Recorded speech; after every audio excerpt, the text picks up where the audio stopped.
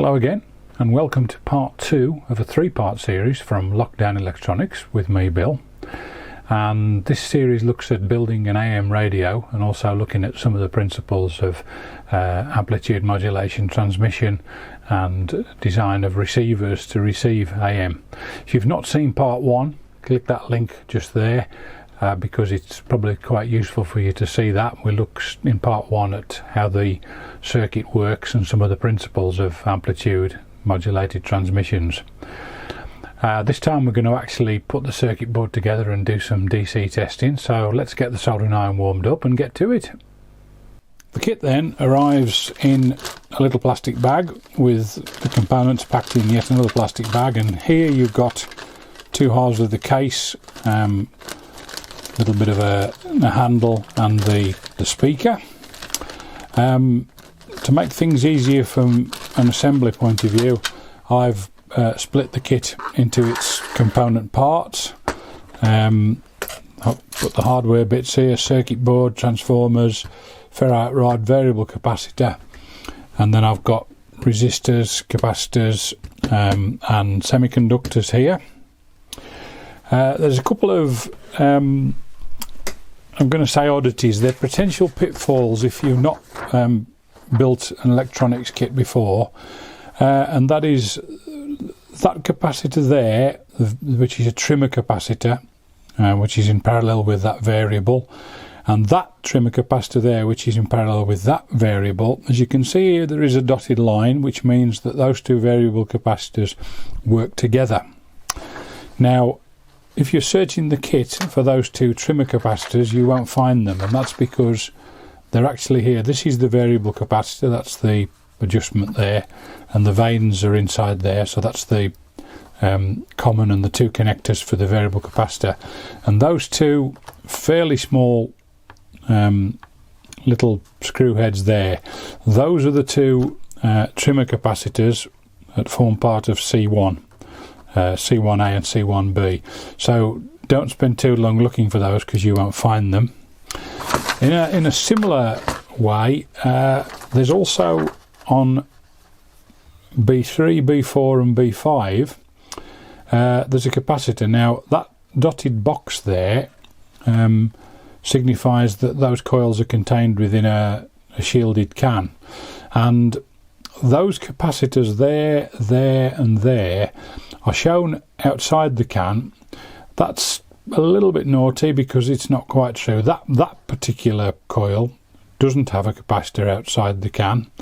There's certainly C3, but that's actually got a value there. So if we just look at coil B2 and B3, let's just get those out and try and show you what I mean. Again, it's very, very small. So this is B1. There's the red signifier, that's the trimmer, and sorry, B2, not B1. And if you look under there, there's a little rectangular hole with nothing in it, and that's how it should be. But if you look at this is B4, but it doesn't matter because they're the same. Again, very similar, except that's got a white top, so that's going to be that one there, B4. Underneath there, if you look carefully, you can see there is something, and actually it's a component, and that component, it's probably really difficult to see on that camera, that component is actually that capacitor. Now in my book that's inside the can, so I think that drawing's probably slightly incorrect. So don't go looking for that capacitor or even that capacitor. You won't find them because they're actually built into the cans. This is my circuit diagram that I've amended that I showed you in the first part of this video series. Some of these diagrams show the first transistor V1 as being 9018G. On here it's been changed to H in a different font to those, and indeed I have actually got 7 901Hs. and some people have on some videos I've seen shown concern about that. Probably don't need to. This is a data sheet for the 9018, and the only difference between a G and a H is the amount of HFE or beta or gain, if you like, and actually the two bands sort of cross over. Now the transistors that I've got are, if you measure the HFE, are between H and I, so the higher gain, so I don't think there's anything to be concerned about there. That's absolutely fine. Circuit board is I actually think nice and clear, and the first thing I'm going to be doing before I actually make a start is giving it a wipe with isopropyl alcohol, just to make sure it's absolutely clean so the solder will stick. And I've just, on the component side, I've just marked on there the colours of the various transformers, just to remind myself, and in fact when the components are installed you won't see those markings anyway. So quite a reasonable kit. Contents are quite reasonable. A lot of people just make a start and they get out the list of components and just start putting things on. Yeah, nothing wrong with that. One of the things I'll certainly be doing with the resistors is, irrespective of what the colour codes say, I shall be checking them on my multimeter, just to be absolutely sure. Now on my kit I'd actually got one of these capacitors, one of the 223 ceramic capacitors is actually missing, and actually bizarrely to get some of those it cost very nearly as much as the kit cost me. However, I've got some capacitors in my stock. I haven't quite got that value. What I have got is two that I can put in parallel, and rather than try and squeeze them into the circuits here, I'm probably going to replace, well, I'm going to use two in parallel for C13. That capacitor's very much to do with smoothing and voltage control, so I'm sure that'll be absolutely fine. Right, so next job then is to get the soldering iron out. Okay, well, I'm going to make a start assembling the circuit board. Before I go any further, the first thing I'm going to do is going to take just a tiny little bit of isopropyl alcohol just on a tissue, and I'm just going to wipe the copper side of the board with that, just to make sure that it really is spotlessly clean, and the any trace of grease from finger marks or whatever is gone, because that will just help the solder to stick to the copper. Yep, that looks okay. So we'll move those things out of the way, and I'm going to start by putting the resistors on. They're reasonably tolerant of temperature and soldering, so I'm going to start by doing those. No particular order. I've got my Kaiweets HT118A multimeter here set up in to read resistance, so I'm just going to see what I've got in terms of resistance, and I've got, it says there 0.68k, so 680 ohms. So we'll have a look on the list here. I've got the list. I ticked off the I checked to make sure I'd got everything, which is what the green ticks are, and I've got a different coloured pen I'm going to mark off as I assemble the board. This might seem a little bit over the top. I actually think this is a very good idea, particularly if you're new to kit building. Just take your time and be methodic. If you're an expert, whiz on. I still think it's worth doing that, because I think it might save you time a little bit later on. So we've got 680 ohms, and there it is, R9, 680 ohms. So we'll search out R9 on here, and there it is. So these resistors are actually put in vertically. So what you need to do is fold over the top of the wires like that, and then very carefully place it in the hole such, and then what I'm going to do is I'm going to position it as vertically as I can, and I'm going to splay out the leg so it sort of holds it in position. And while I make the first soldered joint, I'm just going to prop the circuit board up there. I'm going to get hold of the soldering iron, excuse me, moving across the camera. Make sure we're hot enough. Yes, we are. So then I'm just going to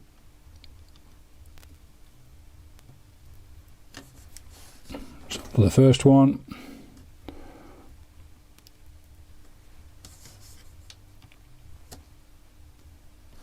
Solder the second. And there you go. That's first resistor actually in. Now I'm sure you don't want to, you can see how it's positioned vertically. Obviously saves a lot of space on the circuit board if you're going to do that. Now I'm sure you don't want to watch me solder all the resistors in, so I'll get on and do that, and I'll come back when I've got all the resistors installed. That's all the resistors fitted then. In fact, R12 will actually lie flat against the circuit board, but all the rest of them are positioned vertically, as you can hopefully see on there. I've trimmed off all the leads, and I did mention earlier I was missing a capacitor, which I am.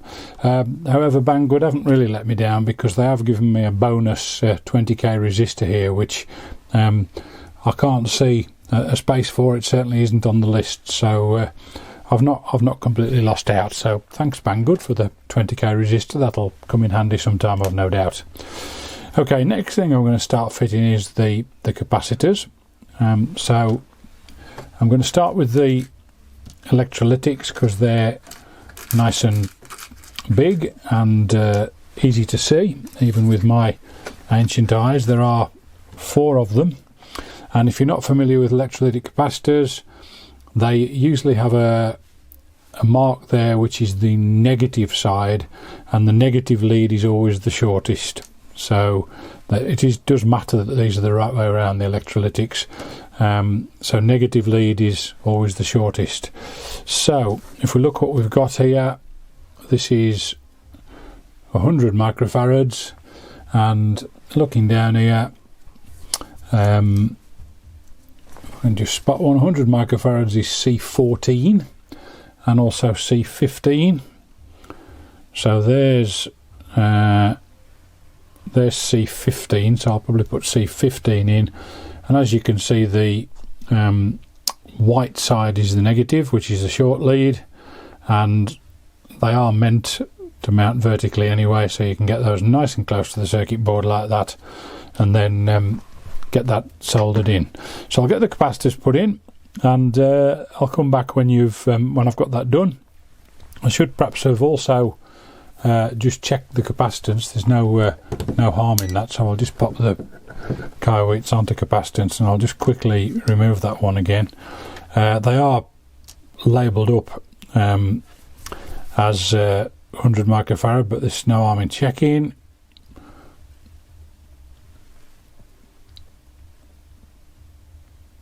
It's coming out about 130 something microfarad, which is absolutely fine for that kind of application. So we'll get on and get that fitted, and I'll come back when I've got those fitted. Okay, that's the electrolytics all fitted, and I did mention I was missing one ceramic, so I've managed to get a couple. I've very carefully soldered the legs together, and I've mounted them there as C13 in the power supply decoupling position.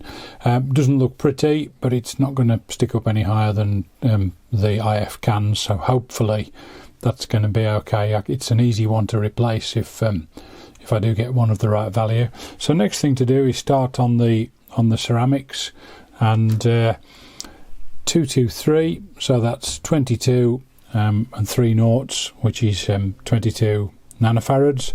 So I'm going to start and get on with them, and I'll come back when I've got the board populated with those.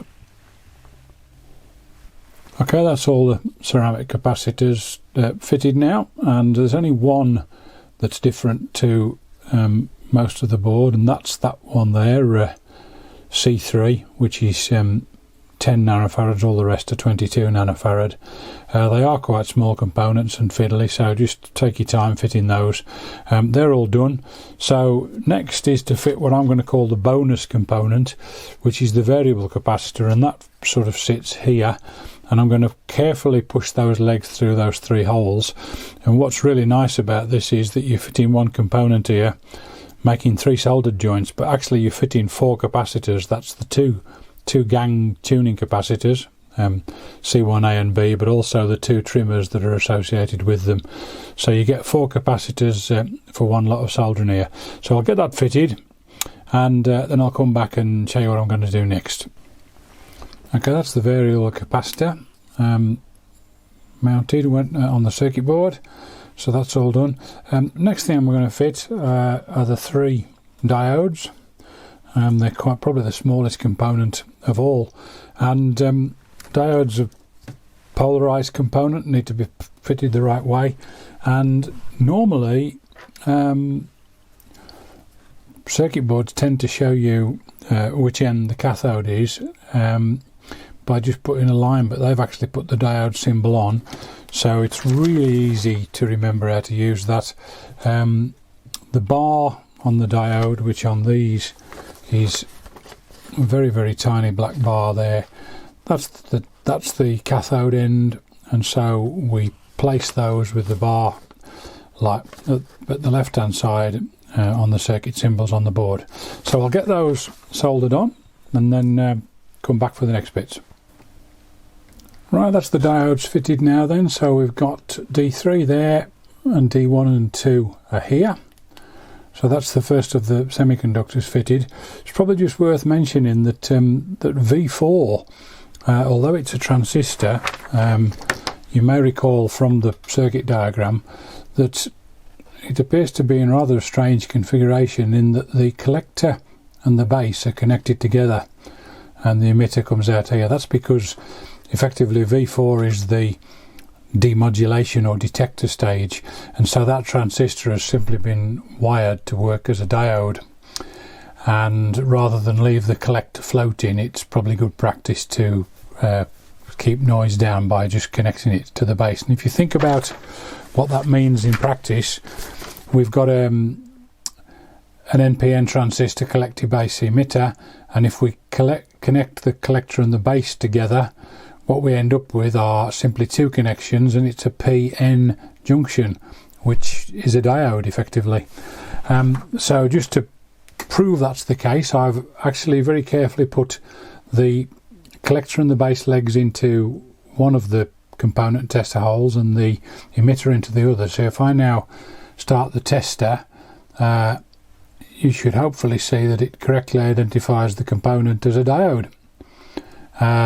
If I put that back in the conventional manner, it would identify it as a transistor. Okay, so I'm going to start fitting the transistors, and then I'll come back and show you how I'm getting on. Okay, that's 7 transistors fitted. So next I'm going to start fitting the transformers. I'm going to start with the IF transformers. They're colour coded on the top, the IF transformers, and I've put the colours on the board, so I'm in no doubt about what I need to do. So I'm going to get those fitted now carefully, and I'll come back and show you how I've done. Okay, that's the IF transformers fitted. I've also gone ahead and fitted the 2 AF transformers, the yellow and the green here. And last main component to go on the circuit board is the potentiometer and the switch, which goes here. I left that because it was quite a large component, and I figured it'd probably be pretty easy to fit that last. So I'm going to do that, and then I'm going to clean the bottom of the circuit board carefully with some isopropyl alcohol to get the remains of the flux off, because that is quite an aggressive substance, and left it will eventually cause damage to the joints and to the copper tracks. Okay, volume control's on, and I've also now attached a negative supply black wire there, positive supply there, and these 2 yellow wires will go to the speaker. Next thing I want to do is attach the ferrite rod coil. I'm not going to put the ferrite rod in yet. These are very delicate wires, so I'm just going to attach this now without the ferrite rod in, so I don't so the weight of the rod doesn't yank the circuit board. 2 coils on there, and it's fairly well described here on this little bit. The smaller of the 2 coils goes here, and the longer one to there and there. So I'll touch those now and show you how it looks. Okay, so I've got the ferrite rod coil attached here. I haven't bothered to put the ferrite rod in yet because I don't want it to yank these very fine wires and cause any damage.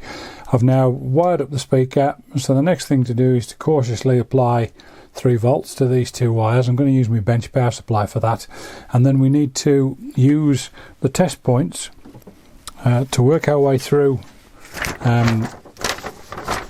each stage. So at that point there we should have 0.18 to 0.22 milliamps, and then we work our way along there, and as soon as I'm happy that I've got that, I'm actually going to bridge that connection on the circuit board as you saw earlier on the slides, so that I know that bit of the circuit is finished and working. Okay, I've got bench power supply here. I know eventually it'll be batteries, but for now I'm going to use that. It's also a current limited supply, which is handy. So just going to make absolutely sure that we've got 3 volts before we go any further. Yeah, 2.93 volts. So I think that'll do nicely to try this out. So we'll connect that up and then start making the current measurements.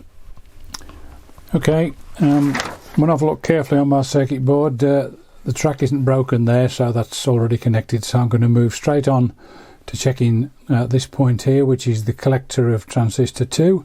Should be between 0.4 and 0.8 milliamps, and if I can remember exactly where that was, yep, there's the collector of V2. It's those 2. 0.62 milliamps. That's pretty much bang in the middle, so that's good. So next thing we're going to do is bridge that connection and then move on to the next one. Okay, so next is the collector of V3, which is 1 to 2 milliamps, and that's there. A little bit more difficult to get to, and currently I'm getting 0, so something quite not right there. Right, I'm just going to investigate that I've got the right place first. Okay, well, I've checked all the current readings at the various points, and I've now got them working correctly, and I think I was just not holding the probe on hard enough when I was checking that second one, but that's all good. So I've wired up the ferrite rod, connected the power up. I've actually attached a wire here so I can easily feed the signal generator in for alignment, but I'm very pleased to say that when you apply power,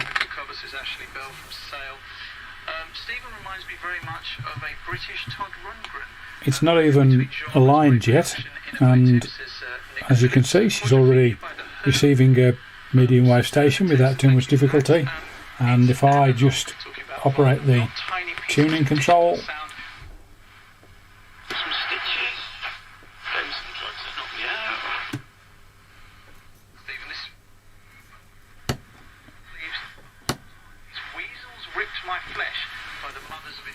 so there we go. That's a good start. So next is to get it in the case, so it's a bit more robust. Obviously it's quite delicate, the wiring, and then we'll do the alignment once it's in the case, because I can access all the IF transformers from the top of the circuit board. But that's for part 3. Okay, well, that's it for part 2 of AM receiver building project. If you've not got one of these kits, they're actually very reasonably priced, so I might encourage you to get one. There's lots to learn about amplitude modulation, transmission, about classic receiver design, and also building fairly straightforward kits. So I'd encourage you to do that and hopefully learn something along the way. Thanks very much, and we'll see you on part 3.